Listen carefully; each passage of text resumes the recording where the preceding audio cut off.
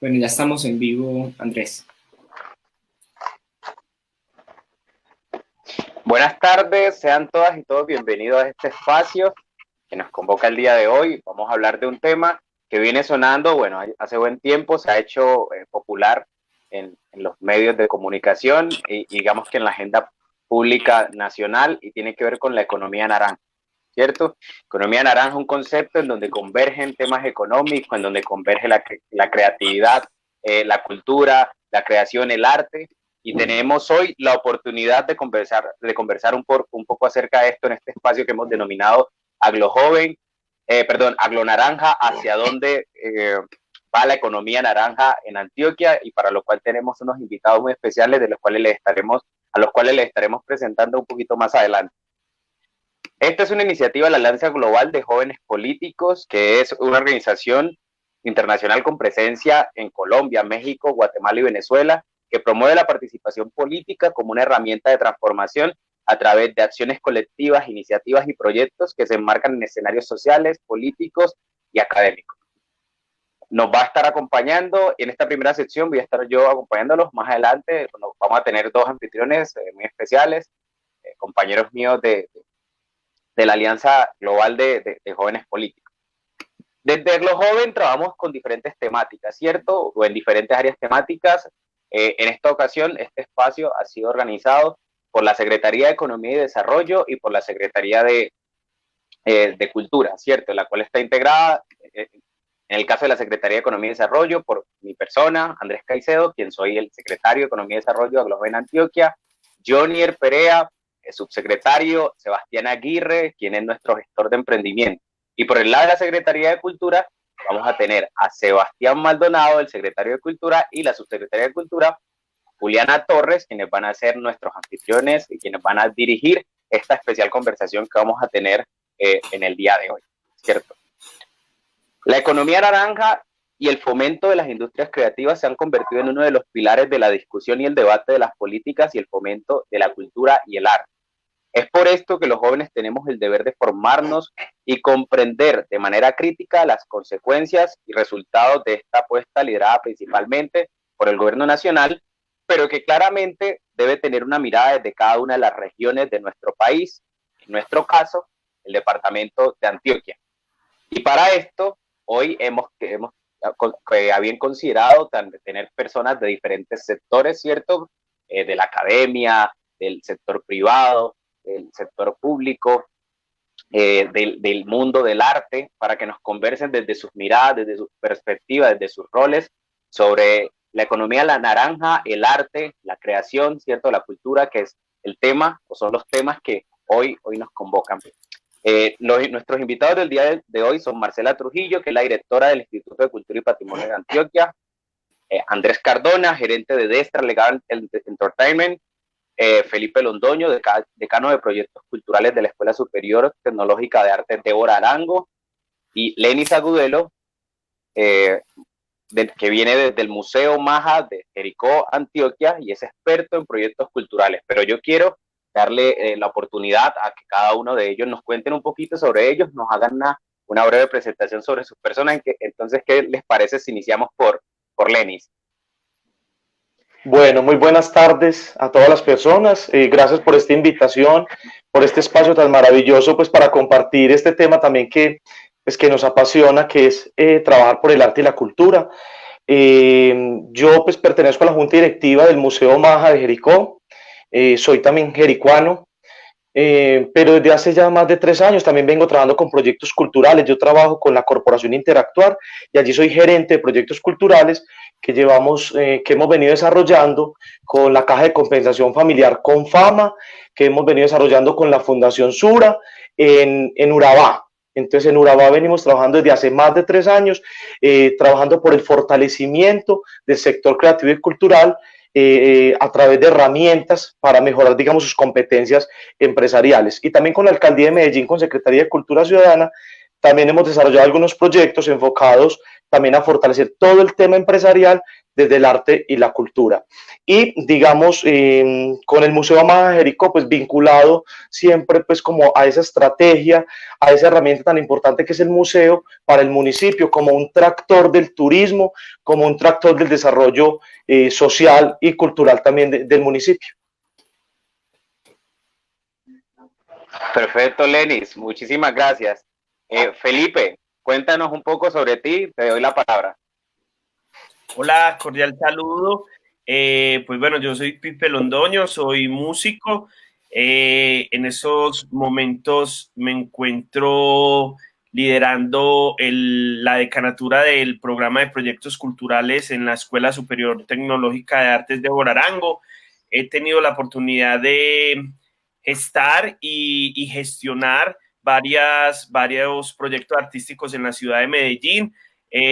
Soy asesor de varias corporaciones y varias instituciones que ven en las economías creativas como una posibilidad de fortalecimiento y sostenibilidad de sus proyectos. Tengo 2 agrupaciones musicales y muchas gracias por la invitación. Gracias a ti por acompañarnos hoy. Le voy a dar la palabra entonces a Andrés Cardona de Extra Legal Entertainment para que porfa se presente. ¿Cómo estás, Andrés? Muchas gracias. Una feliz tarde para todos. Bueno, mi nombre es Andrés Cardona, como ya lo dijo mi compañero Andrés Caicedo. Me dedico puntualmente a la asesoría legal de artistas en la industria de la música. Nos dedicamos a la estructuración de proyectos desde una perspectiva legal y de negocios, tanto para artistas como para compositores, músicos de sesión, incluso empresas que se dediquen a la explotación de propiedad intelectual y derechos de editoras y sellos discográficos. Y bueno, todo lo que podamos aportarles el día de hoy, súper abiertos. Andrés, muchas gracias y bienvenido. Un placer tenerte aquí con nosotros. Por último, vamos a dar la palabra a la directora del Instituto de Cultura y Patrimonio de Antioquia, Marcela Trujillo. Marcela, hola, bienvenida. Hola, muy buenas tardes para todos. Bueno, yo actualmente soy la directora del Instituto de Cultura y Patrimonio de Antioquia. Llevo pues cerca de 15 años o tal vez más trabajando en la gestión cultural y también trabajando pues en todo lo que tiene que ver con el desarrollo artístico en diferentes escenarios, tanto públicos como privados. Digamos que uno de los temas que me faltaban en términos de la ordenación territorial era justamente trabajar con el departamento. Ya tengo una mirada desde lo nacional, desde lo distrital, desde lo municipal y ahora pues en este reto gigantesco que es justamente trabajar por los 124 municipios del departamento. Bueno, muchas gracias, Marcela. Gracias a todos nuestros invitados. En este momento vamos a pasar entonces vamos a darle comienzo a nuestra conversación, para lo cual va a estar moderando mi compañera Juliana Torres y mi compañero Sebastián Maldonado. Ellos son de la Secretaría de Cultura de Aglo Joven. Así que les cedo la palabra, chicos, y bueno, yo me despido y muchas gracias. Muchas gracias, Andrés. Bueno, también nos presentamos por acá. Mi nombre es Juliana Torres. Yo soy estudiante de gestión de proyectos culturales en la Escuela Superior Tecnológica de Artes de Borarango. Por acá nos acompaña mi decano, Pipe Londoño. Y para entrar un poquito en la conversación, bueno, primero que se presente Sebas también, que es quien va a estar moderando este espacio conmigo. Sebas. Bueno, y mi nombre es Sebastián Maldonado, soy estudiante graduado de música de la Universidad FIT. Actualmente estudio maestría en gerencia de empresas sociales y también pues me he desempeñado, digamos que en la gestión cultural. Bueno, ya para entrar un poquito como en el tema de la conversación, como Andrés muy bien nos hizo un poco la introducción, pero yo quisiera conocer ustedes de cara pues como a su posición o su rol en la sociedad, ¿qué diagnóstico hacen en términos generales como del sector cultural y de la economía naranja? Pues no sé si todos nos pueden ir contando un poquito como ese tema del diagnóstico. ¿Quién quiere empezar? Bueno, ¿quién se anima a empezar? Porque es que hablar de un diagnóstico es un poquito profundo. Un poco amplio también. Bueno, no, yo creo que podemos hablar de la economía naranja en estos momentos como tendencia, ¿cierto? Tendencia Yo diría que por el color, porque en realidad las economías creativas se viene pensando desde hace muchísimos años.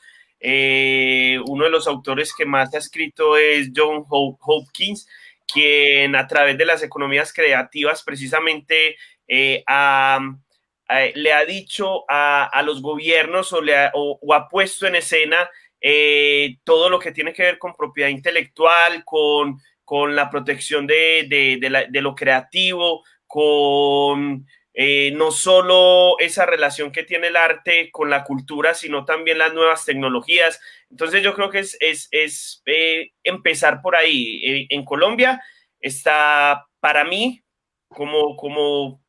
personalmente, es una tendencia que lógicamente está liderada por nuestro presidente, pero que en el mundo se ha venido hablando de economías creativas hace muchísimos años.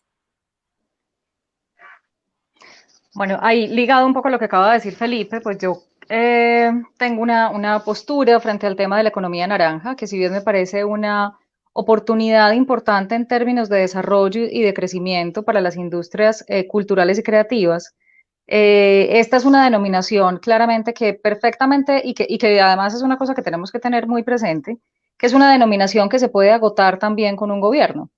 Pero las industrias culturales y creativas, pues digamos que han existido toda la vida. Lo que pasa es que lo que nos ayuda un poco a hacer este término como tal y un poco las metodologías y los programas y los procesos de fortalecimiento es justamente a la formalización de esas industrias culturales y creativas, a su mayor visibilización, a encontrar unos temas que son muy específicos también, que se han desarrollado siempre pues como oficio, como profesión y como ocupación, pero que no siempre estaban tan ligadas al tema, pues justamente de las industrias culturales y creativas, como todo lo que tiene que ver con las artes gráficas, con el diseño, ahora todo el tema de audiovisual, pero también ligado a los productos digitales, a la empresa de los videojuegos, y un poco más allá diría yo que tenemos que empezar a mirar también hacia esa sinergia entre arte, ciencia y tecnología.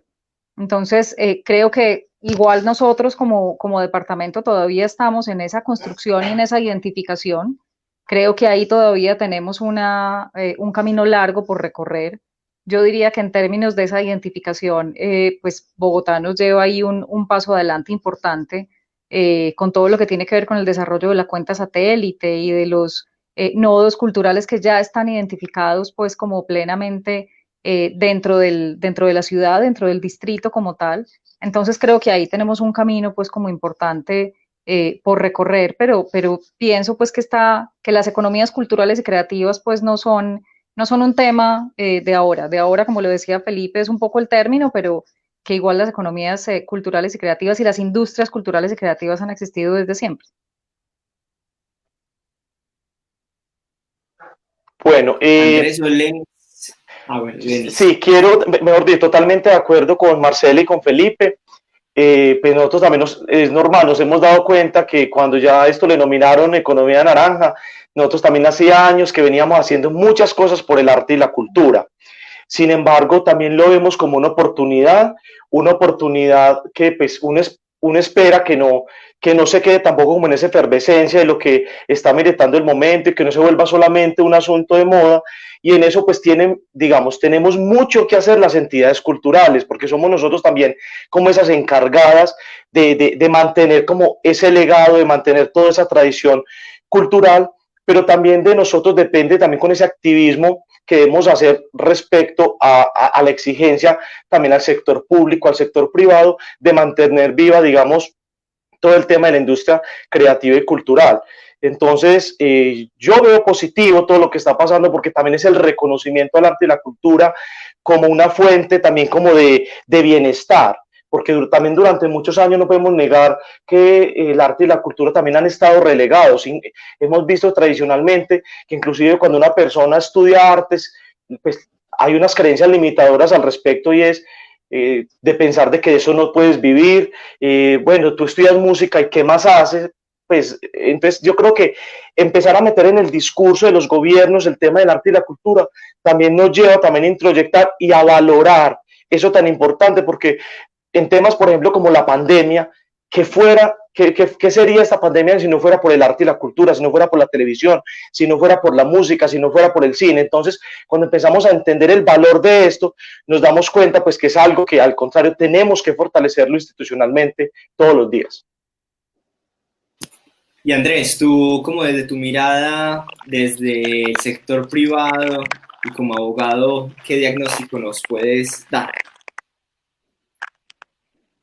Hombre, yo reconozco y agradezco la visión de Lenis, de Felipe y de Marcela, pero desafortunadamente yo tengo que diferir en un punto, y es que hay una extrema informalidad en el medio, por lo menos es lo que hemos podido percibir desde la actividad profesional que ejercemos, y es que el desconocimiento de las oportunidades y la informalidad que se maneja, por lo menos en la industria de la música, que es la que hemos tenido la oportunidad de asesorar, es inmensa.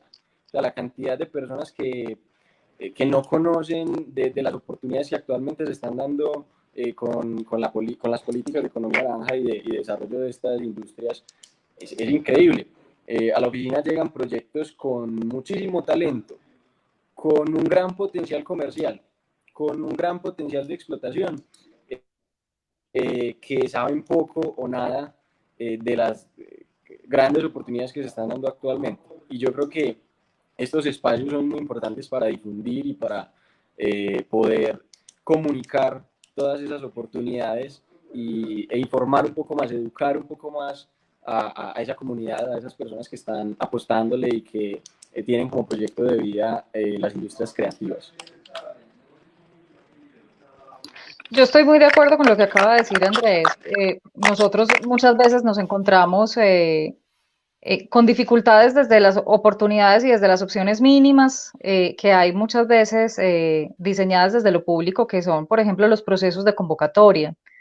Eh, a pesar de que son procesos que consideramos administrativamente sencillos, que buscamos que sean flexibles justamente para poder acercar esas opciones de un recurso público y de un relacionamiento con la institucionalidad, pues también nos encontramos que hay una falencia en términos justamente de eso que Andrés denomina formalización, y que muchas veces es un poco también como esa resistencia a formalizarse y a tener pues como de pronto unos temas legales mucho más claros, mucho más definidos, mucho más estrictos, unas composiciones administrativas claras, que no deben pelear ni chocar, obviamente, con el hacer creativo ni cultural, y que justamente se vuelven fundamentales a la hora de poder acceder a este tipo de temas o de posibilidades de las que hablaba Andrés.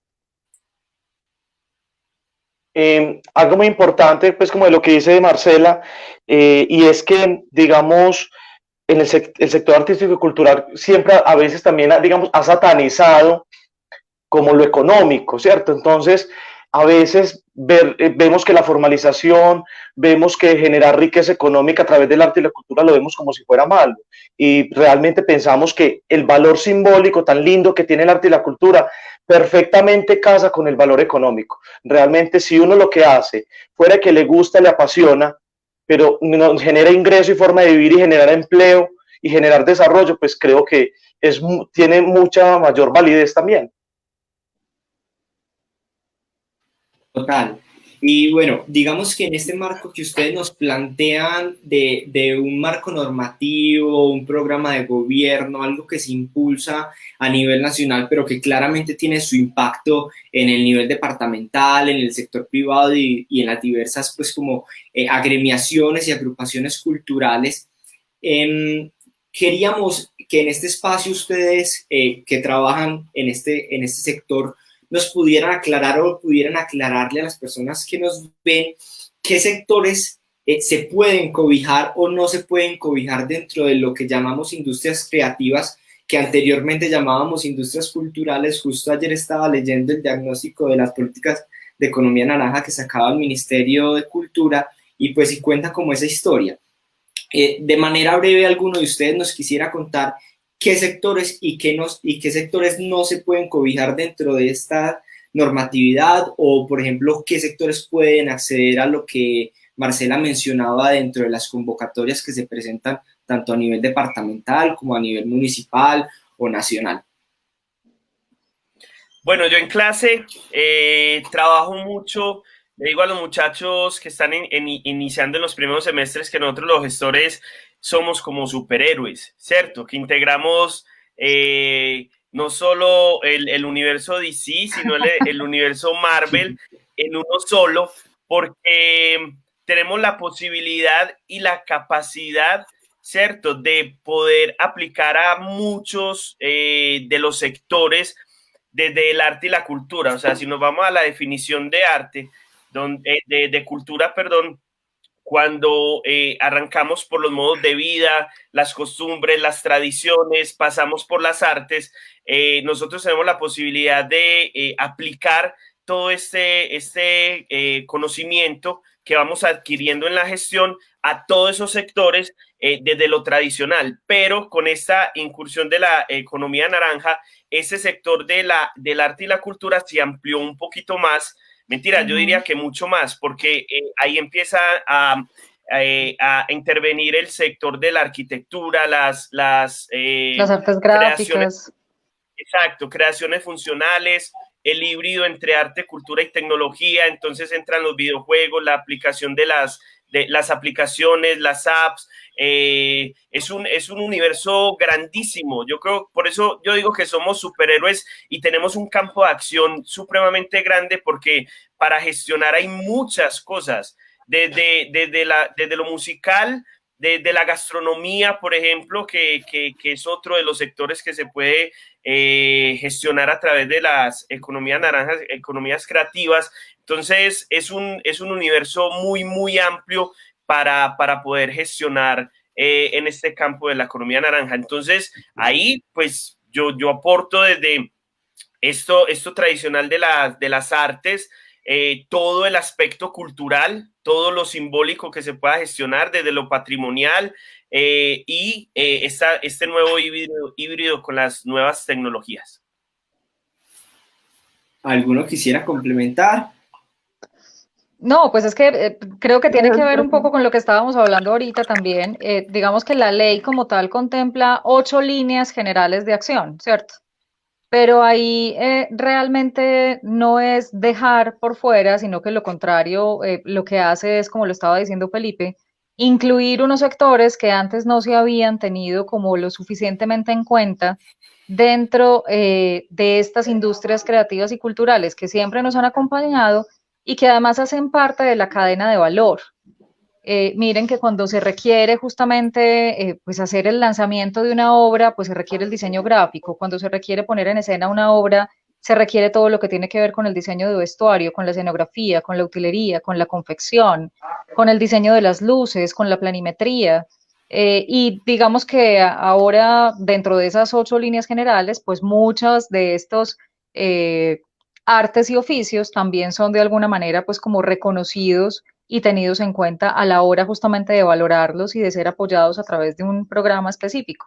Entonces, digamos que esa es una de las bondades y posibilidades que puede tener pues este tema de la economía naranja, y que ahora, pues obviamente con este Ministerio de Cultura, que tiene exactamente un viceministerio dedicado única y exclusivamente a la economía naranja, y con el fondo COCREA, que es de alguna manera, pues como ese fondo que se crea desde el ministerio con otras entidades justamente para generar unos recursos y apalancar las industrias culturales y creativas, pues hay unas mayores opciones pues también ahí de impulso.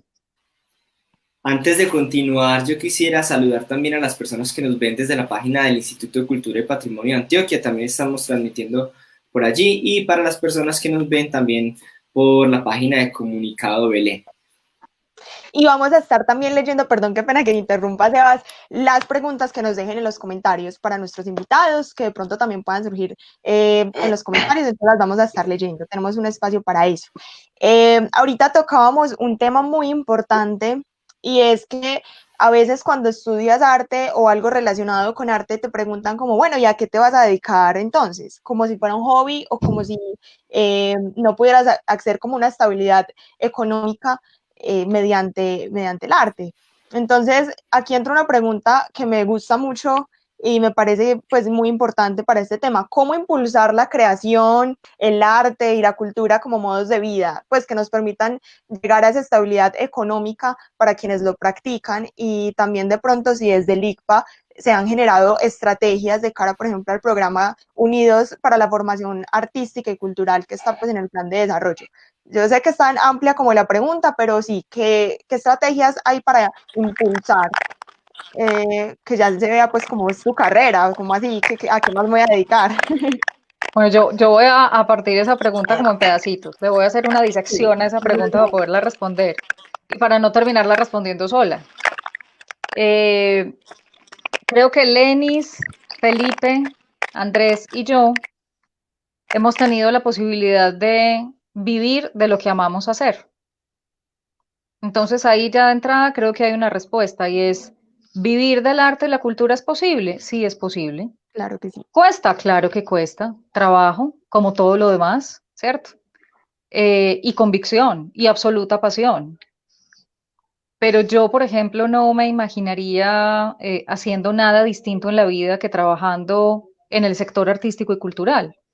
Esto es lo que yo amo hacer, esto es lo que a mí me apasiona, esto es lo que a mí me mueve, esto es lo que me llena el alma. Esta es mi forma de aportarle al mundo. Esta es mi forma de decirle a los seres humanos y de hacer algo por los demás seres humanos. Esta es mi forma de hacer y de aportar al mundo, al departamento, a la sociedad. Esta es la forma que yo encontré justamente de aportar, desde lo que soy, desde lo que sé, desde lo que puedo generar en eso que cada uno de nosotros vive y tiene a su alrededor, estos micromundos que cada uno de nosotros, en ese micromundo en el que cada uno de nosotros se desarrolla, este es el micromundo desde el cual yo le puedo aportar a esta sociedad y a este mundo. Entonces, estoy absolutamente convencida no solamente de que se puede vivir de ello, sino que es absolutamente necesario para vivir, como lo decía Lenis ahorita. Y creo que justamente una de las grandes lecciones que nos ha dejado este tema de la pandemia y del confinamiento y lo que nos tiene hoy conversando a través de esta pantallita y no sentados en un auditorio, ha sido justamente volver a la esencia y a valorar ese tipo de asuntos que probablemente siempre habían estado ahí, pero que nunca se les había dado la importancia ni el nivel que debía dárseles. Y ahora justamente, cuando más aporreado está el arte y la cultura, porque además es uno de los sectores más aporreados por este tema, creo que también como sociedad, no solamente desde los gobiernos, no solamente desde lo público, sino como sociedad nos hemos dado cuenta de lo necesario que es justamente para poder vivir y para poder estar más tranquilos y para poder aquietar muchas veces no solamente la cabeza, sino el alma. Entonces, la respuesta es sí, no solamente se puede vivir, es necesario seguirlo haciendo y es necesario vivir de esto. Ahora, desde el instituto, obviamente, pues tenemos una misionalidad sumamente clara y es justamente propiciar espacios de fortalecimiento, de formación, de promoción, de circulación del arte, la cultura y el patrimonio en todo el departamento. Tenemos unos programas dentro del plan de desarrollo que son muy específicos en este sentido, pero yo diría, para no extenderme más, que tenemos primero una gran apuesta y es justamente consolidar como toda esa oferta pública de las convocatorias a través de un gran portafolio departamental de estímulos, donde seguiremos obviamente apostándole a la creación del departamento, que además no ha parado un segundo, que yo creería que tal vez este ha sido un espacio que, si bien estamos muy aporreados como sector, también ha sido absolutamente fructífero para el tema de la creación. Nuestros artistas no han dejado de crear un segundo. Y justamente este tiempo de aislamiento y este tema de la pandemia ha sido un motor para seguir creando y generando propuestas desde este momento. Y lo otro tiene que ver con las capacidades instaladas. No es posible dejar capacidades instaladas en el territorio si no trabajamos con las comunidades de base, si no generamos procesos de formación, porque eso tiene que ir amarrado. Para poder dejar capacidades instaladas, tenemos que fortalecer los procesos de formación. Entonces, esas serían como dos grandes elementos que hacen parte como de ese proceso de fortalecimiento, de acompañamiento a la creación y a la producción artística en el departamento. Muchas gracias, Marcela, y más porque haces una reflexión muy, muy valiosa y es, no solo se puede vivir de esto, o sea, se necesita para vivir y como lo has dicho, como tú misma lo has dicho, en este momento nos estamos dando cuenta de eso y qué bueno también que eh, nos podamos acercar muchísimo más a esa esencia y que pues, que esta pandemia y todo esto se ve como esa posibilidad. Pipe, que te veo calladito, pero estás que habla. O Lenis también. O No, Lenny, no, no, ahorita lo mencionó. Sí, si yo no creyera en este cuento, primero, pues las agrupaciones que dirijo, pues no estarían circulando pues como lo hacemos en estos momentos, siempre tratando de crear y producir bajo esa premisa de no quedarnos quietos. En esta pandemia nos dedicamos a componer, dedicamos a producir temas y algo que yo he tratado de trabajar mucho en clase y en reflexiones que hemos hecho desde la maestría en espacios en gestión cultural, es el tema de la asociatividad. Los artistas, a ver, los artistas con la economía naranja de un tiempo para acá han venido como cediendo un poquito, porque yo en los espacios que he tenido la oportunidad de debatir, los artistas estaban un poquito cerrados al tema porque precisamente a los artistas no les gusta todos esos temas legales, de formalización, dicen que eso es para otras personas, pero simplemente para trabajar, por ejemplo, con una caja de compensación, hay que mandar su cuenta de cobro, ¿cierto? Y eso se lo van delegando a otras personas. El debate ahorita y la propuesta que yo les hacía, que yo les hago siempre a un artista cuando va a incursionar en este cuento de las economías creativas, es muy sencillo. Asóciese, ¿cierto? Asóciese con las personas que puedan fortalecer un proyecto de economía naranja. Por ejemplo, yo asesoré este año a unas chicas clown, a un colectivo, La Pájara Trueno, para presentarse a un proyecto de economía naranja en el ministerio sobre emprendimiento de mujeres. Y ellas sí son unas duras haciendo clown, ¿cierto? Pero en temas de emprendimiento no tenían la más mínima idea. ¿Qué hicimos? Simplemente cogimos una corporación, una entidad que es muy dura en emprendimiento, los asociamos, presentaron el proyecto, ganaron el proyecto y están fortaleciendo a nivel nacional todo este tema de clown. Entonces, para mí es supremamente importante esa palabra de asociatividad. Yo creo que contigo en clase la repito mucho porque los artistas están llamados a eso.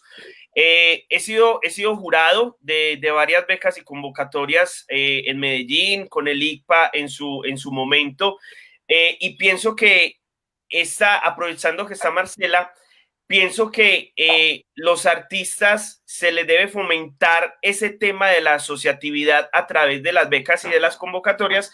¿Por qué? Porque tenemos esas modalidades. Tenemos la modalidad de grupo conformado, tenemos la modalidad de persona jurídica y persona natural. Claro, pero las plataformas colaborativas también necesitan un impulso. Exacto. Entonces, si yo, por ejemplo, ahorita con estas becas que salieron por la emergencia, por los impuestos a comunicaciones y todo esto, yo a los chicos que yo asesoraba o la gente que me pedía una asesoría, yo les decía que el presupuesto que usted ponga sea para todas las personas que vayan a estar relacionadas con el proyecto, no que se centralice, por ejemplo, en el compositor, ¿cierto? Sino que trate de abarcar el mayor número de personas porque en estos momentos la pandemia lo necesita. Sin embargo, a futuro, yo pienso que para allá va el tema de economía naranja, en un tema de asociatividad. Las grandes productoras de audiovisuales de Medellín, las que están haciendo estos videos para los reggaetoneros, 360 grados y otras, simplemente vieron en economías creativas una posibilidad de precisamente de asociarse para ponerse a un nivel como el que están hoy, a un nivel mundial. Entonces considero muy importante que este tema de la asociatividad para los artistas lo tengan presente desde el momento de creación, que la persona que vaya a hacer esa gestión esté pensando, como lo decía Marcela ahorita, en quién va a hacer el diseño, quién va a hacer el video, quién va a producir, porque estamos dentro de esa cadena de valor y ahí es donde se está presentando realmente la oportunidad de la economía creativa, porque si el artista se queda solo, ¿cierto? Ahí es donde se estanca. No quiere decir que, bueno, el arte tiene una carga simbólica y social muy poderosa, pero también tengo que pensar en cómo llego a más personas y no simplemente que se quede en el hecho creativo. A partir de estas intervenciones de Marcela y Felipe, es súper interesante porque justo surgen las dos próximas preguntas que queremos hacerles. Entonces, para continuar, vamos a tocar como el tema de cómo llegar a los territorios de las comunidades, y creo que tenemos, pues, por ejemplo, Lenis, que trabaja con proyectos culturales en Urabá, pero también Felipe ha mencionado cosas en términos legales. Entonces vamos a continuar para que Andrés Cardona también nos pueda responder y nos pueda ayudar, como digamos, en este sentido. Entonces, Lenis o Marcela, pues que también tienen una labor impresionante, son 124 municipios que abarcar desde el ICPA. ¿Ustedes cómo creen que, digamos, que estos temas de economía naranja y de fortalecimiento de los proyectos culturales como formas de vida, como ya lo hemos mencionado, se puede llevar a los territorios y que los municipios que digamos que están por fuera de este conglomerado que es la ciudad y la urbe, Medellín y el área metropolitana, cómo hacer para que el resto de municipios se den cuenta de que esto es una oportunidad y que de verdad que por medio de la economía naranja y de estos proyectos de convocatorias y de fortalecimiento de las cajas de compensación se pueden generar proyectos sostenibles. Por ejemplo, Nelis, que hace parte de la junta directiva del MAJA, que es un proyecto muy lindo, que creo que es buen ejemplo de eso, o ustedes, pues, ¿qué opinan alrededor de esta pregunta? Bueno, yo quisiera que Lenis... Sí. Bueno, también tengo varias cosas, tengo una mirada desde el MAJA y una mirada desde lo que he hecho también, digamos, con Urabá. Lo decían ahora, para nosotros es muy valioso el trabajo de ecosistema. Mientras no haya un trabajo y desarrollo de ecosistema creativo y cultural en los territorios, van a seguir los mismos emprendedores trabajando solo. Recordemos que el sector se ha caracterizado por eso, se ha caracterizado a veces por que es un sector un poco con el ego subido, que se les complica a veces trabajar con otros, y yo creo que parte de lo que esta pandemia nos ha enseñado es a eso, a entender yo en qué momento en qué parte de la cadena de valor estoy, ¿cierto? Estoy en creación, estoy en producción, estoy en distribución. Cuando yo logro entender eso, me doy cuenta que no todo lo tengo que hacer yo, no todo lo tengo que hacer. Entonces, eso me permite a uno fortalecer lo que mejor puede hacer y no hacer de todo, porque eso también por experiencia lo hemos vivido, emprendimientos que hacen de todo, pero nada lo hacen bien, quieren abarcar todo, entonces ahí se dice uno, zapatero a tus zapatos. Y si nos hemos dado cuenta que si no hay un mejoramiento de la factura, digamos, el desarrollo económico, tampoco es posible que se logre en un emprendimiento. Un emprendimiento con mala factura, alguien va a consumir cultura una vez, pero no te va a volver a comprar ni a pagar por tu servicio cultural. Entonces, digamos, eso es lo que hacemos. Desde Jericó como museo, pues nosotros como museo somos un referente en el que todo el tiempo estamos trabajando por ofrecer unos servicios de altísima calidad, donde nosotros tenemos una serie de programas y proyectos que desarrollamos articulados con ¿quién? Primero, la casa del museo, o las casas, porque son 3 museos que forman parte del Museo Maja, que es el Museo Maja como tal, el Tomás Uribe Abad, que es de arte decorativo, y la Casa de la Música, que es una colección de 170 instrumentos. Pero todo esto no lo podemos lograr si no estamos, digamos, articulados con la Alcaldía Municipal de Jericó, que es la que nos facilita esas locaciones, pero también nos paga los monitores. Pero fuera de eso, tenemos recursos también del Ministerio de Cultura y todas las convocatorias, las que salen del Instituto de Patrimonio de Cultura, las que salen del Gobierno Nacional, inclusive internacionales, estamos ahí prestos a estar funcionando. O sea, nosotros somos una empresa. Somos una empresa que para poder ser sostenible no podemos estar esperanzados solamente a que el gobierno nos dé recursos. Nosotros por eso... Exactamente, nosotros también tenemos que ser autogestores de otras entradas de ingreso. Entonces, por ejemplo, tenemos alianzas con entidades privadas como Sura, como MU, como Fraternidad Medellín.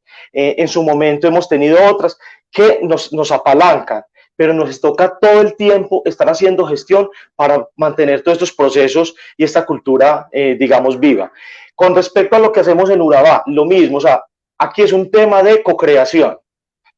Si nosotros no fuera porque nos juntamos con Fama, Sura y la Corporación Interactuar, no podríamos tener un proyecto porque estamos prácticamente en 9 municipios de los 11 que tiene la región de Urabá. Pero si no fuera por la unión de estas 3 entidades, creo que no podríamos generar el eco que hemos generado. Y que nos hemos dado cuenta también que los procesos culturales requieren de tiempo. No son cosas de 2 meses, de 5 meses, son procesos poco a poco, porque de alguna manera es tratar también como de entender el territorio, las lógicas y las dinámicas, y en ese sentido poder entender cuáles son las brechas que tiene. El sector creativo y cultural nos ha enseñado que no se atiende como atendiendo un supermercado. El sector creativo y cultural requiere de unos conceptos distintos, de unos profesionales referentes, porque son esos referentes lo que al emprendedor cultural o al cultor le permiten entender su visión autocrítica. Cuando digo, no es que yo quiero ser como este, quiero ser como aquel. Nosotros en Urabá tenemos referentes con los que venimos trabajando como Juancho Valencia, venimos trabajando, por ejemplo, con Merlin Producciones, que ahí está Juancho, venimos trabajando con Erika Borges, de Viajelogía, venimos trabajando con Julio Gavira de Imaginer, con Federico Ríos como fotógrafo, con Orieta Restrepo en el tema de artesanías, comercialización. Y eso de alguna manera, cuando uno pone esos referentes, también garantiza que logre un desarrollo en estas personas idóneo también. ¿Qué nos queda? Que si no es fácil poder articular otras empresas de la región, por ejemplo, porque a veces en todos los territorios hay empresas asentadas, pero a veces que entiendan el diálogo y la importancia del arte y la cultura, entender, por ejemplo, que el arte y la cultura puede permear todos los procesos en una empresa, en sus campañas, en la gestión humana, en la salud. Eso no es fácil. No es fácil que los directivos atiendan a los llamados para poder nosotros de alguna manera formar público. Esa formación de público creemos que es lo más complejo. Yo me pegaría un poco de esa última parte del tema de formación de públicos. Claramente es uno de los procesos más complejos que tenemos siempre como desafío en el sector artístico y cultural, e incluso también en el patrimonial, porque tenemos una mirada muy académica, incluso a veces como absolutamente sesgada frente a lo que es patrimonio, y creemos que eso es solamente lo material y lo inmaterial y algunas infraestructuras, y nos hace falta muchas veces tener una mirada mucho más amplia. Entonces, uno de los aspectos en los que justamente el Instituto de Cultura va a trabajar de manera muy determinada y que queremos justamente lograr con la implementación de ese plan departamental de patrimonio, que ya es un plan que quedó desde la administración anterior y que es un trabajo muy juicioso realizado también pues con todo el rigor de la Universidad de Antioquia, es poder esas visiones acercarlas mucho más a la comunidad. Aquí hay un tema que tiene que ver con la formación de públicos y es cómo apropiamos estas prácticas. Hay un asunto cuando hablamos de industrias culturales y creativas, y es que a veces en los territorios no todo es susceptible también de poderlo desarrollar desde esa óptica, porque aquí hay unas prácticas y hay unos saberes y hay unas ancestralidades que justamente lo que hacen es contarnos una identidad a partir de la cual está basada justamente una región, un pueblo, una comunidad, ¿cierto? Y ahí lo que nosotros tenemos que hacer, digamos que si bien es importante darle un matiz en términos de de conservación a esa práctica, también tiene que ser justamente de que esa conservación siga estando de la mano de esa identidad, de esa historia, de ese, como que muchas veces si le metemos algunos elementos que ya tienen que ver con otras estructuras, justamente como las de las industrias ya puramente duras, ¿cierto? Eh, pues ahí podemos correr peligros. Entonces, digamos que en territorio nosotros tenemos que tener justamente ese cuidado. Es muy importante el trabajo del que hablaba Lenis ahorita con relación a los referentes, eh, pero también es muy importante que esos referentes justamente y que de alguna manera ese trabajo se lleve a cabo de una manera absolutamente articulada, porque no todo lo que encontramos en el territorio será susceptible de convertirse, ¿cierto?, en una empresa o en una industria cultural propiamente dicha, sino que deberá ser, es por el contrario, conservada, visibilizada y de alguna manera protegida frente a ese tema de identidad. Por el otro lado, habrá otras prácticas, otros procesos que incluso dentro de las mismas, dentro de los mismos territorios, dentro de los mismos municipios, estas prácticas empiezan a buscar sus propias posibilidades de asociación y sus propias posibilidades de encuentro, y que obviamente nosotros celebramos, pues, o sea, ya empieza a haber una red de artes escénicas, por ejemplo, desde Antioquia, donde cada vez más salas emergentes se van uniendo. Pues digamos que nosotros en el departamento solamente tenemos aproximadamente unas 20, 22 salas de teatro como tal en 124 municipios. O sea, esto, y obviamente la gran mayoría de ellas están en el Valle de Aburrá, ¿cierto? Entonces, aquí la idea es que esa red obviamente se va expandiendo y va de alguna manera acompañando a esas otras iniciativas también un poco en una labor de un padrinazgo que ellos mismos hacen para que estas iniciativas vayan justamente formalizándose, cobrando más fuerza y pudiendo relacionarse también con esos recursos y con esa institucionalidad de una manera distinta. Entonces, creo que en el territorio nosotros siempre vamos a tener que tener esas dos miradas, la mirada del fortalecimiento a estas claras industrias culturales y creativas y la mirada también de la protección, la visibilización y el reconocimiento de esas prácticas que son pues ya de carácter patrimonial e identitario pues de las regiones y de las comunidades. Entrándonos un poquito a temas, bueno, un poquito, no, un poco, mucho a temas jurídicos. Andrés, te quiero preguntar directamente a ti, ¿cuáles son esos conceptos jurídicos relacionados con la economía naranja que todo artista debería conocer? O sea, que vos digas como, bueno, esto debe ser lo que sí o sí deben tener en cuenta. Gracias, Juliana. El marco normativo sobre el cual está estructurado o están estructuradas las actividades de economía naranja es la propiedad intelectual y los derechos de autor. Entonces, dentro de este marco normativo existen conceptos básicos que cualquier persona que quiera emprender en alguna industria creativa debe tener en cuenta. Y el primero de ellos es que su actividad está protegida. Hay un régimen legal que protege el producto de esa actividad artística o cultural, y es el derecho de autor. Y que esa protección es automática. ¿Sí? Esa protección se da desde la creación misma del producto. Entonces, para ponerles un ejemplo, la persona que crea una canción, que la graba o la compone, la escribe, desde el momento en que lo hace ya tiene una protección. Que la brinda la misma ley, no tiene que realizar ningún registro adicional a ello. Entonces es importante que las personas que van a emprender en este tipo de industrias tengan en cuenta que esa protección se da desde el principio en el que se genera esa obra. ¿Okay? Eso es muy importante de cara a esas actividades. Ahora, si una persona no tiene claro, y esto me parece fundamental porque hay mucho desconocimiento en las industrias creativas, si una persona no tiene claro que para hacer negocios con ese producto de su actividad intelectual tiene que firmar un documento escrito, es muy fácil que la tumben, como decimos aquí en Medellín. Es muy fácil que le den en la cabeza, es muy fácil que se aprovechen de su desconocimiento, de su ignorancia, de pronto de la parte de negocio, de la parte legal, y se apropien de pronto de su producto intelectual. Entonces es muy importante generar conciencia en ese segundo punto, y es que para que tú hagas negocio con tu propiedad intelectual tienes que firmar un documento escrito. no valen acuerdos de palabra, no valen acuerdos verbales. Para tú ceder los derechos de autor tienes que dejar por escrito esa cesión, esa licencia. Y eso es fundamental porque muchos artistas van por ahí firmando documentos y ni siquiera los leen. Nos pasa mucho que nos llegan ya cuando el documento está firmado y no hay mucho por hacer. Ya han cedido su propiedad intelectual, han realizado un negocio que de pronto no es el más conveniente, que pudo ser mejor, y pasa mucho más seguido de lo que uno cree.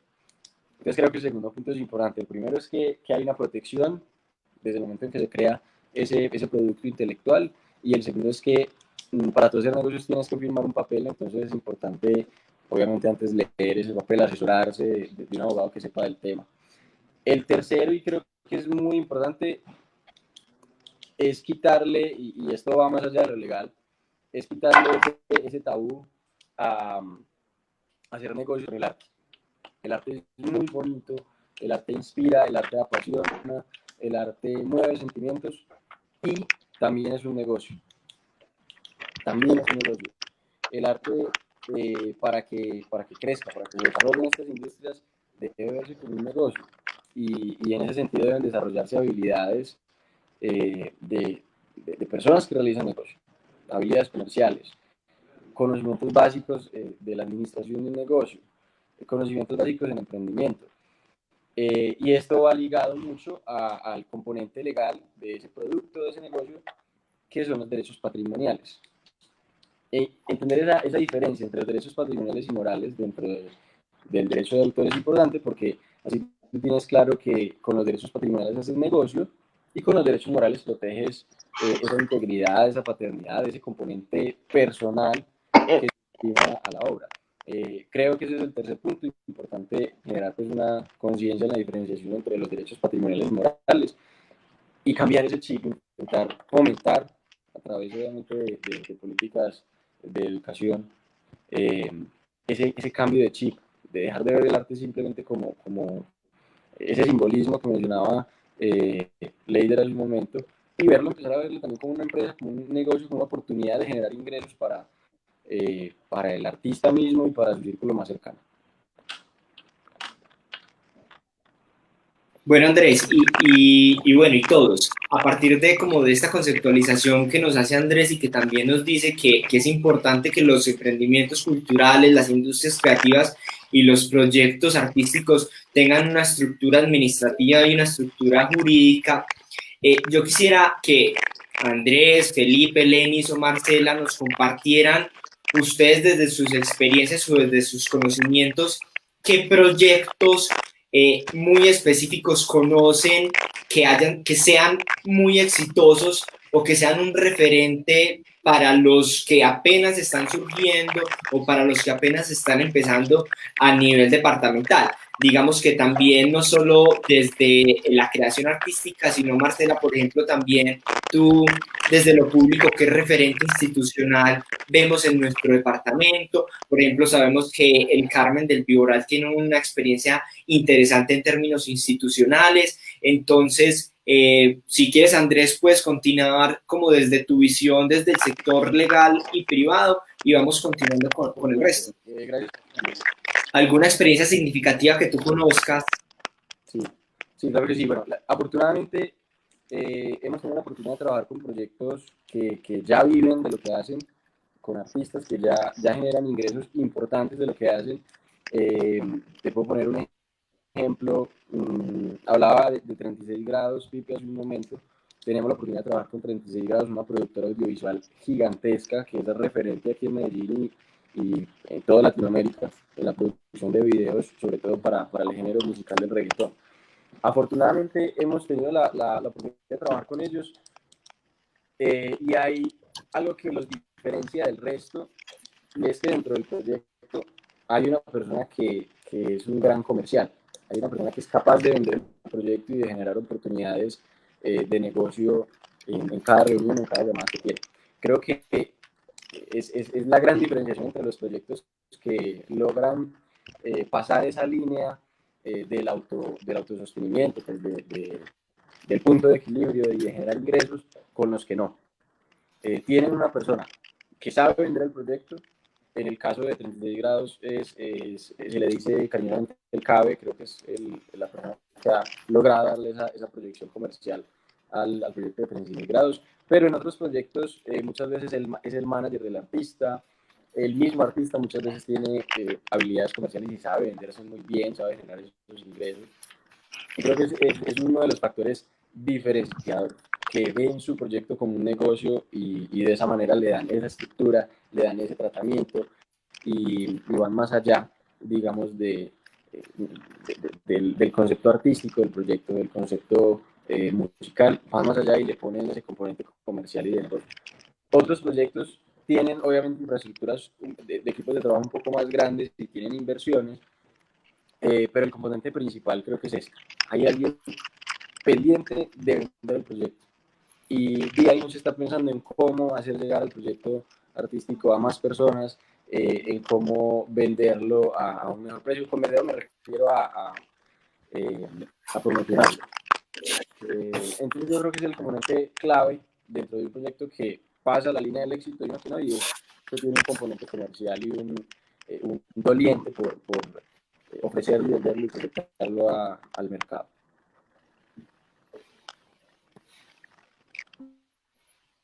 Bueno, de pronto, Pipe, Lenis, Marcela, ¿nos quieren compartir alguna de esas experiencias valiosas en las que han podido participar ustedes o que conozcan como referentes también? Bueno, pues voy a mencionar, digamos, para nosotros el Museo Maja es un referente no solo para el municipio de Jericó, sino también un referente para el suroeste.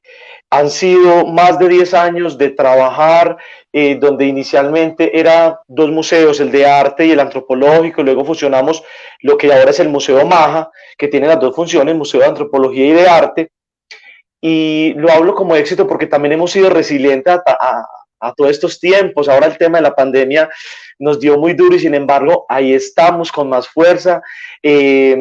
Hicimos exposiciones, promovimos un concurso de artistas jericuanos que pintaran en medio de la pandemia y fue todo un éxito. En estos momentos donde no hay turistas, pues normalmente vivimos del turismo.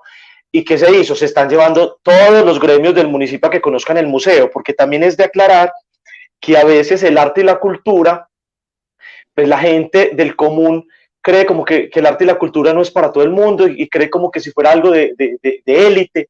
Y digamos, parte de lo que el Museo Maja en todos estos tiempos ha hecho es democratizar precisamente la museología y el arte y la cultura. Entonces nosotros lo hacemos a través pues, de diferentes programas.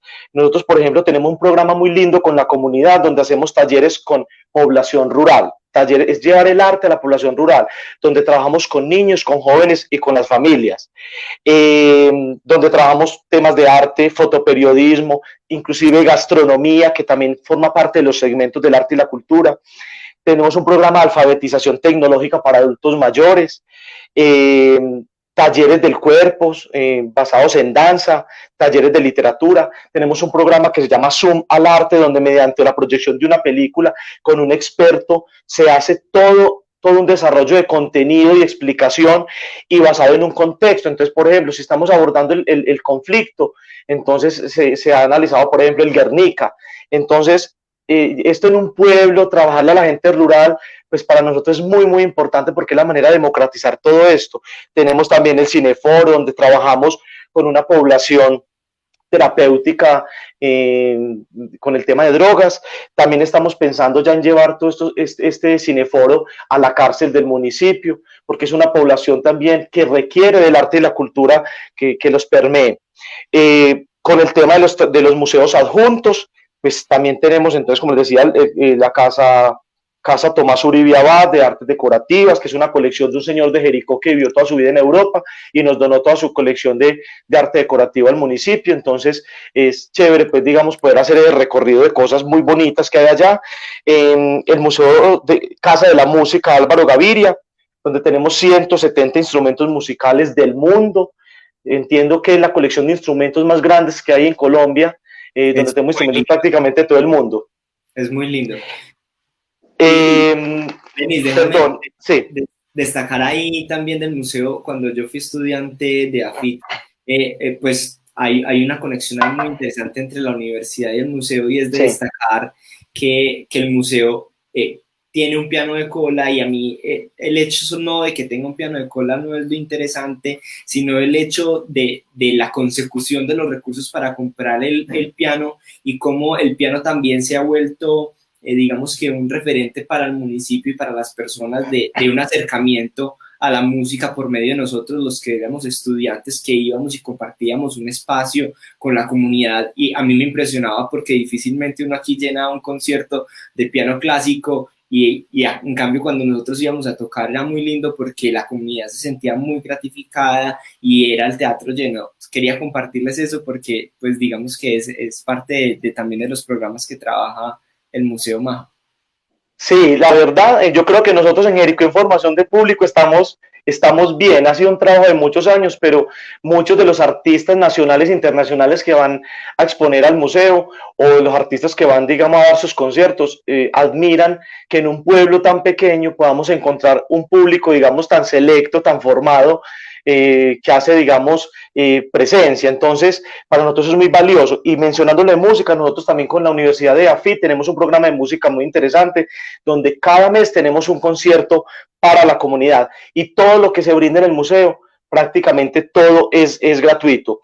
También tenemos un convenio con Confama que nos parece muy valioso, y es porque vamos a empezar a hacer unos circuitos expositivos donde vamos, en todo el suroeste, donde, mejor dicho, es como una manera de descentralizar el Museo Maja y llevarlo a todo el suroeste con diferentes exposiciones, pero también recogiendo narrativas e historias de otros municipios. En estos momentos, por ejemplo, estamos preparando una exposición sobre los oficios como la sastrería, oficios como la peluquería, cómo eran hace tiempo y cómo también se han ido perdiendo. Entonces, la manera también de recuperar esa memoria histórica y dejarle ese legado también como a las nuevas generaciones. También nos articulamos con el High Festival, pues también desde el tema logístico, desde el tema pues de auditorios, boletería. Entonces, siempre estamos ahí.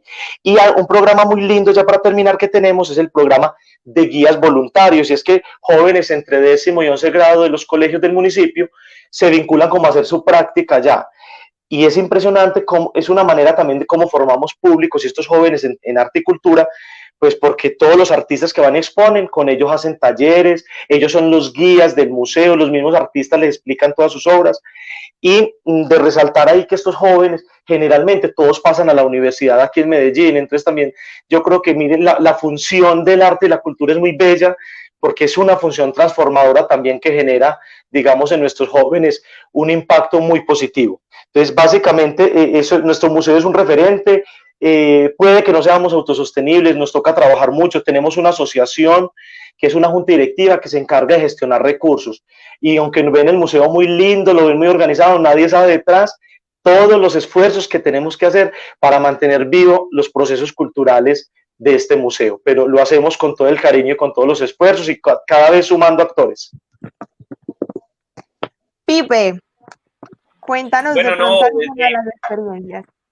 Referentes cercanos en Medellín, tenemos la Orquesta Filarmónica de Medellín, sus actividades, y sé porque soy muy cercano a ellos, les ha tocado muy duro, ¿cierto? En esta época para mantenerse, pero tenemos, por ejemplo, la Orquesta Filarmónica, tenemos a Merlín Producciones, que es un referente a nivel nacional con las producciones que le han hecho artistas muy grandes o artistas emergentes, donde obviamente pasa Puerto Candelaria como grupo base, pero ha pasado Chucky Town, ha pasado Messier Periné, y se le ha dado ese impulso pues tan grande a estos artistas a través de la productora. Tenemos el Matacandelas, ¿cierto? Hablando de teatro, el ballet folclórico El Firulete, que en estos momentos está exportando artistas al Medio Oriente, y tienen una sede allá en Medio Oriente, que eso es supremamente importante. Hay muchas, tenemos a Latina Stereo, por ejemplo, si hablamos como medios comunicacionales, no sé, también podemos hablar de los festivales importantísimos, Medearte, por ejemplo, a través de Medellaz, que genera precisamente ese valor a un género que no es autóctono, pero que es como tan común entre todos nosotros y que a través de la música latina ha logrado hacer una sinergia muy, muy grande y ha logrado fortalecer unos proyectos artísticos desde el gremio salsero, que es bien importante para el crecimiento de este tipo de música en Medellín. Entonces, no hay muchísimos, yo creo que la lista es muy larga, y creo que nos la puede complementar también Marcela, porque desde allá, desde el instituto, ella tiene una visión mucho más amplia a nivel regional sobre estas industrias que generan valor en todo. Sí, yo resaltaría aquí un tema, y es que cuando hablamos de experiencias significativas, no nos podemos detener solamente en una mirada en términos de la producción económica o de lo que facturen estas industrias culturales y creativas. Así como nos lo explicó muy ampliamente Lenis, todo lo que hace el MAJA en Jericó, dentro del departamento tenemos aproximadamente 80 museos que hacen parte de la red departamental de museos. Tenemos museos en prácticamente, o sea, somos 124 municipios y tenemos museos, tenemos por lo menos 80 museos que están en la red, y sabemos que hay museos que todavía no están haciendo parte de la red. Cada una de esas entidades culturales y cada una de esas entidades museales tiene una experiencia significativa en términos de la producción, de la protección de su patrimonio y de su identidad, y obviamente también en el apalancamiento y en esas mil y un formas que deben obviamente inventarse las organizaciones artísticas y culturales justamente para poderse mantener en pie, y sobre todo después de pues atravesando un momento como el que estamos viviendo. Exactamente lo mismo pasa con las organizaciones teatrales. Ahora se los comentaba, nosotros tenemos aproximadamente entre 20 y 25 salas de teatro, no grupos de teatro, porque grupos de teatro tenemos muchísimos más. Y cada uno de esos grupos de teatro, en términos de la creación y de la producción, pero también en términos de lo que hacen con la formación de públicos en sus comunidades, en sus veredas, en sus corregimientos, en el mantenimiento de tradiciones culturales como el sainete, por ejemplo, es una experiencia significativa que nosotros tenemos que tener en cuenta. Ahí ya hay trabajos de red, como se los comentaba ahorita, o sea, ya hay una red de Antioquia en escena que va creciendo, que se va fortaleciendo y que además va generando justamente eso de lo que hablábamos ahorita con Felipe, que son las plataformas colaborativas, no solamente para generar procesos entre ellos, sino también para generar mejores formas de relacionarse también con lo público y con lo institucional.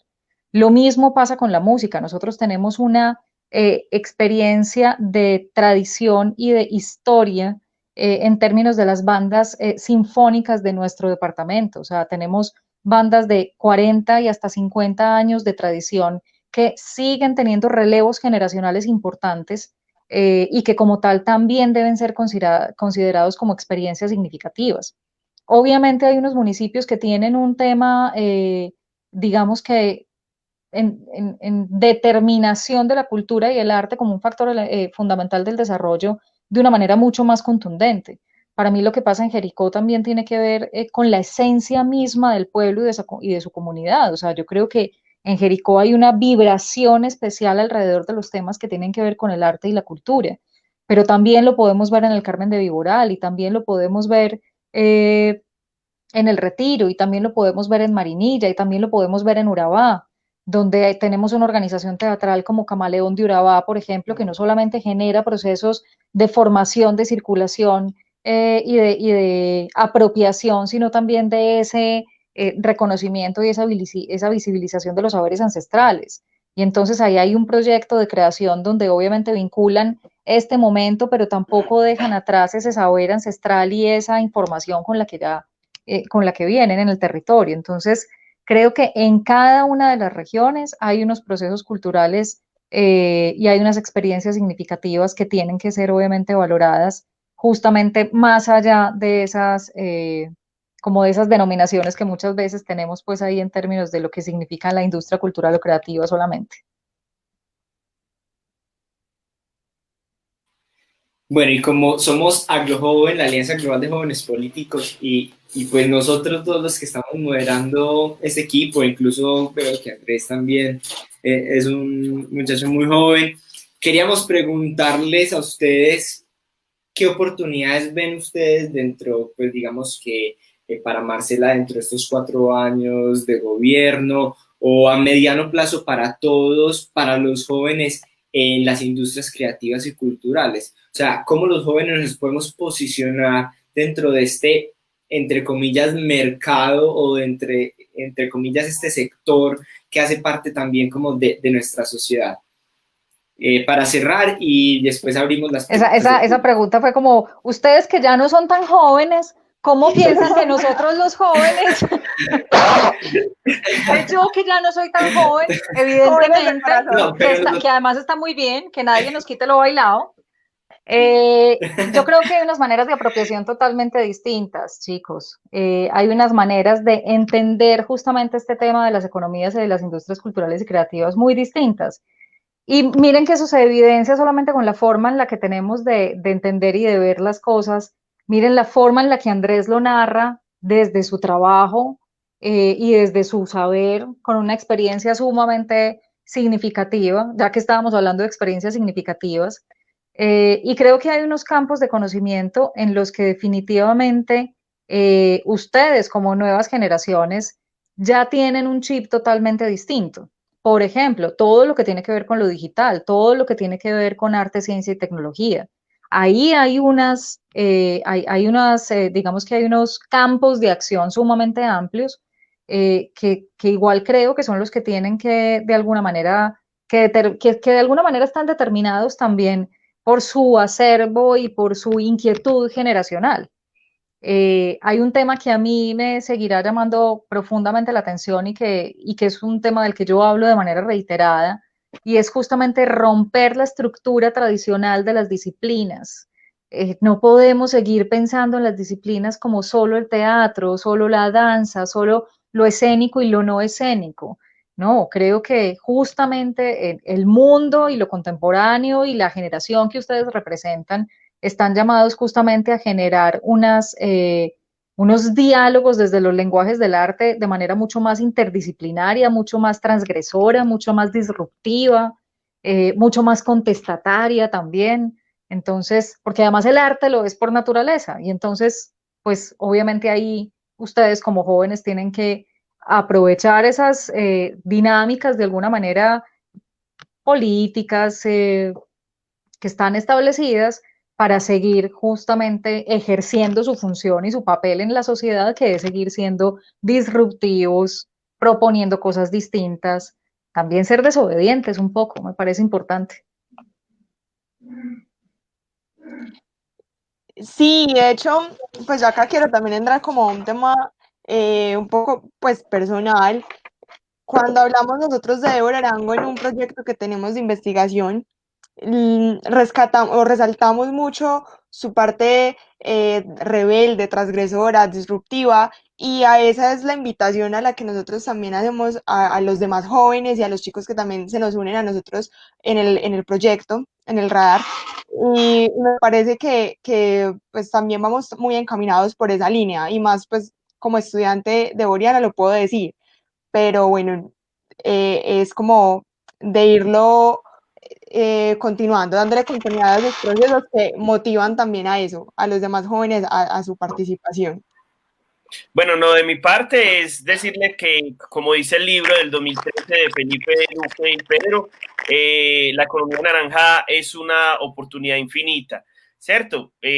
Pues ya había dicho que tiene como una base el arte y la cultura, pero que este híbrido con las nuevas tecnologías va a permitir o está permitiendo, y más se demostró muchísimo en la pandemia, que hay mucho que gestionar. Yo les digo a los muchachos que la gestión cultural no es solo comunicativa, comunitaria. Nosotros tenemos muchos campos desde la gestión comunicativa, desde el emprendimiento, desde la gestión de la propiedad intelectual, desde la gestión de las artes.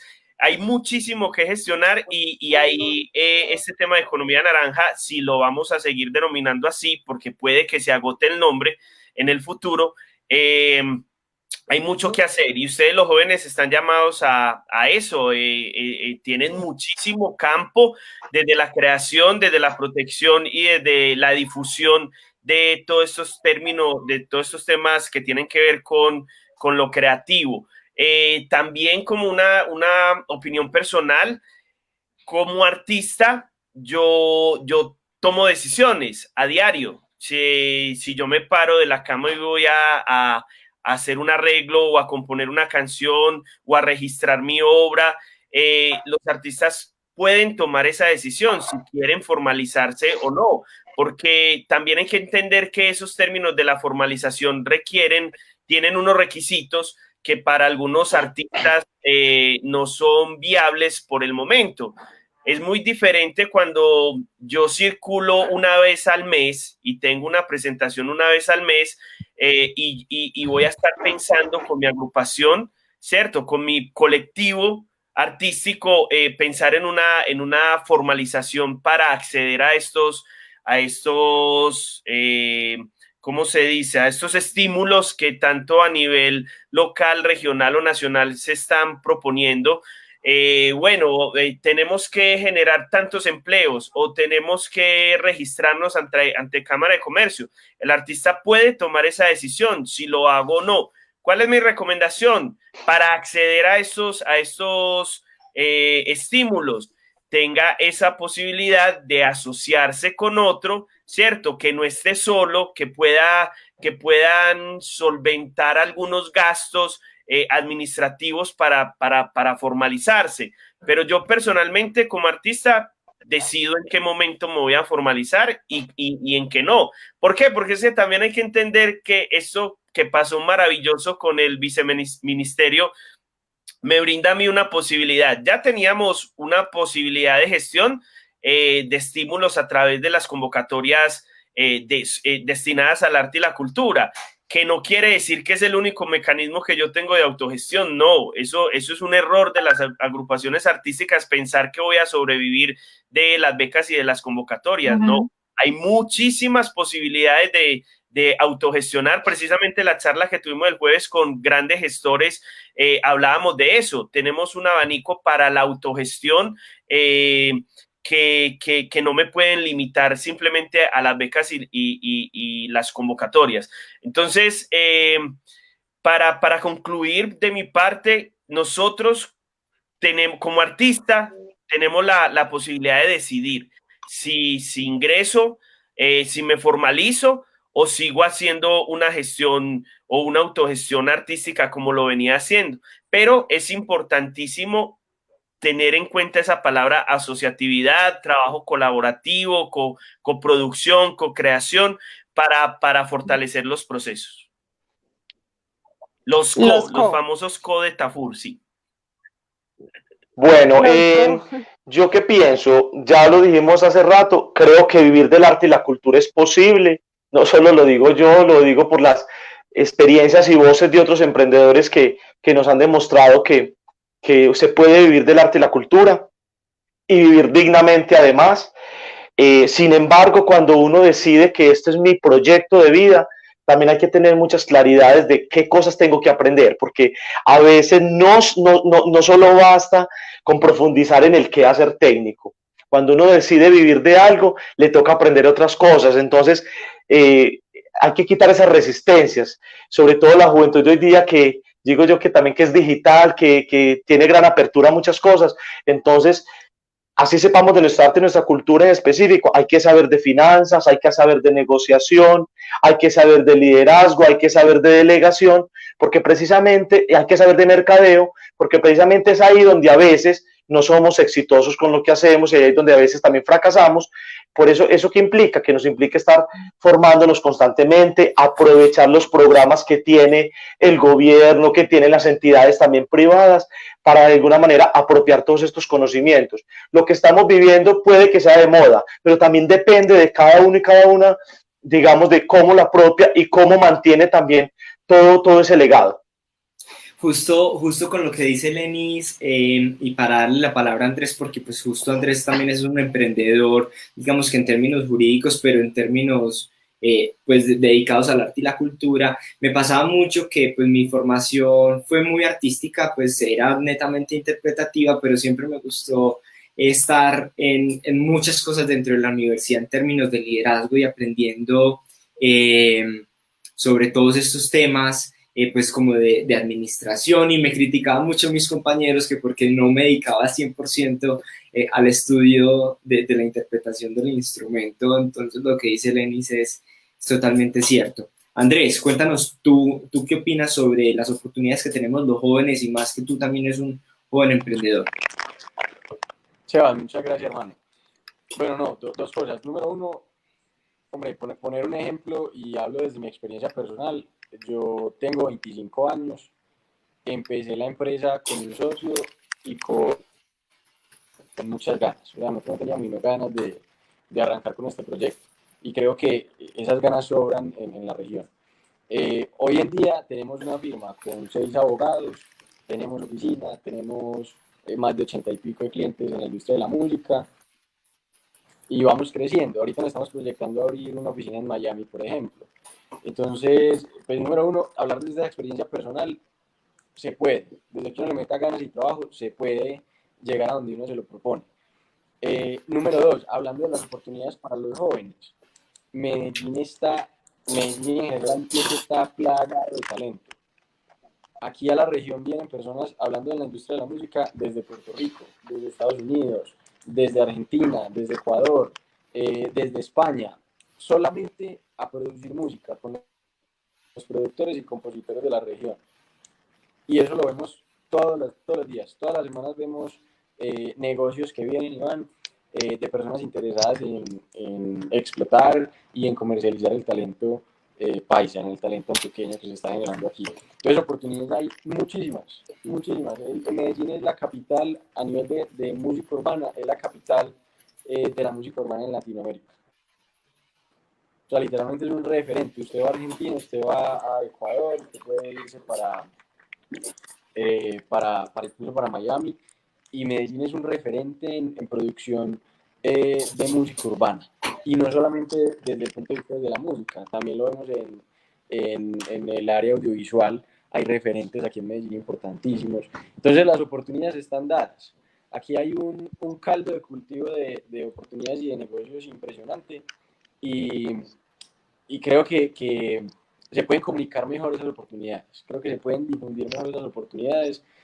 Y depende también mucho de las personas que estamos dentro de la industria y que tenemos de pronto un conocimiento un poco más profundo en el funcionamiento del negocio como tal, de comunicarlas y de transmitirlas a todas las personas que tienen el talento y la materia prima de estas industrias.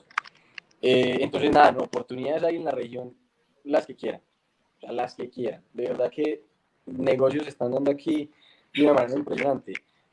Extraño, por ejemplo, o más bien, para ponerlo en términos más amigables, creo que podemos mejorar en el clúster de la industria de la música aquí en Medellín. Bogotá nos lleva, como decía la doctora Marcela, años luz en el tema. Allá tienen el BOM, el Bogotá Music Market, donde se generan oportunidades de mercado para artistas impresionantes. Vienen personas de todos lados a mirar artistas de Bogotá. Creo que Bogotá nos lleva bastante ventaja en el tema y podríamos aquí meterle la ficha a eso impresionante.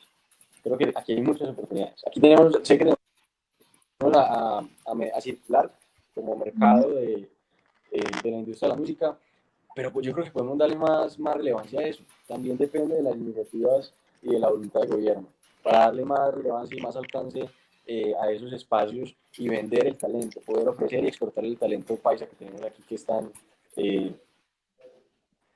demandado, que es tan solicitado por el resto de la región en Latinoamérica.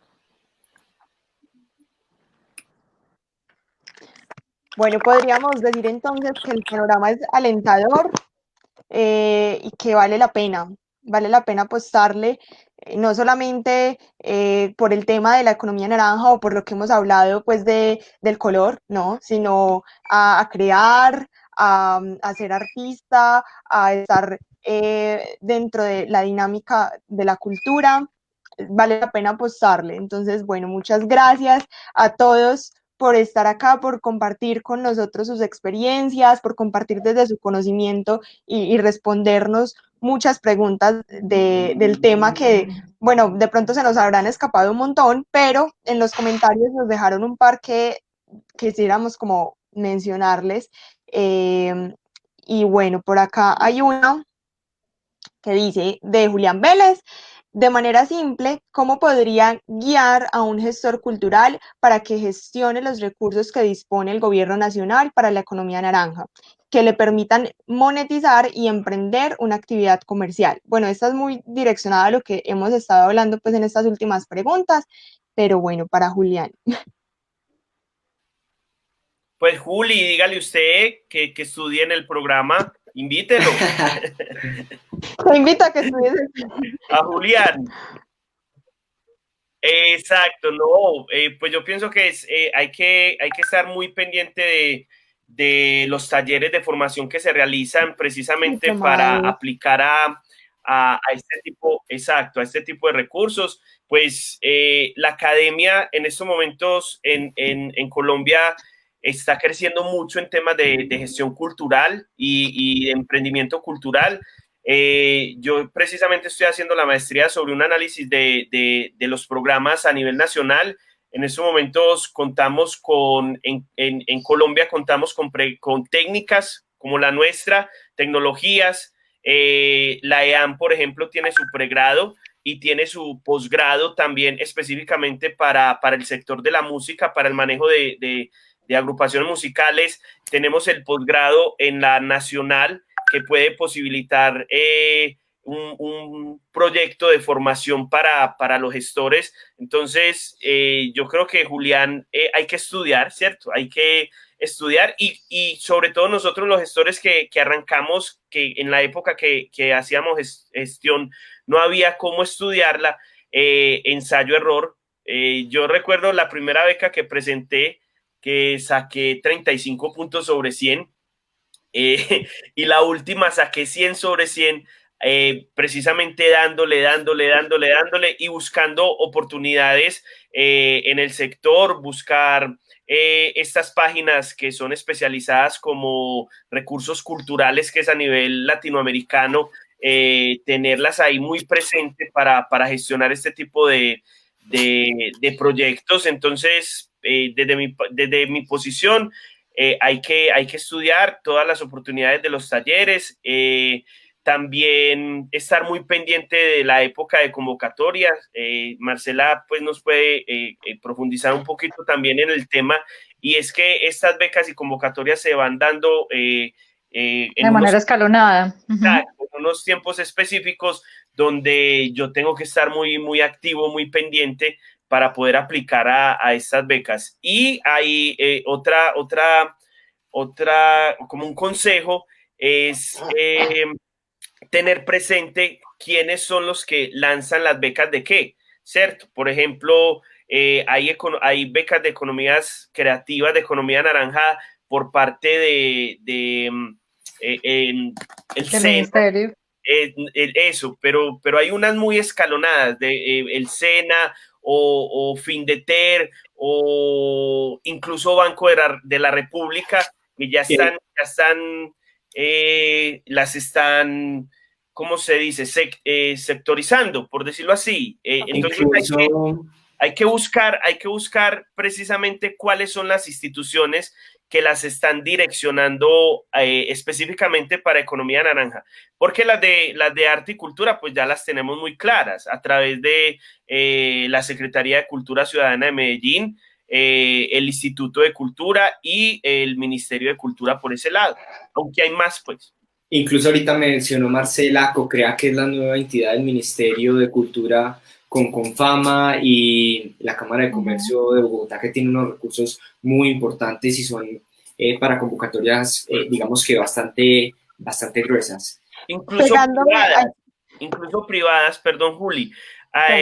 Por ejemplo, cajas de compensación que ya están en los departamentos, ya están lanzando convocatorias específicas para personas jurídicas sin ánimo de lucro, ¿cierto? Entonces, hay que estar muy pendiente, porque en esta época, lastimosamente, son como convocatorias relámpago, son convocatorias que salen en 8 días y hay veces uno no alcanza como a enterarse o ya se entera cuando ya están los resultados y pienso que ha sido una falencia lanzarlas tan rápido porque he tenido la oportunidad de acompañar procesos de evaluación y han bajado mucho la calidad de las propuestas, precisamente por esa rapidez. Las propuestas son no todas, y no puedo generalizar, pero son bajitas en calidad. Entonces hay que estar muy pendientes, eso es un ecosistema.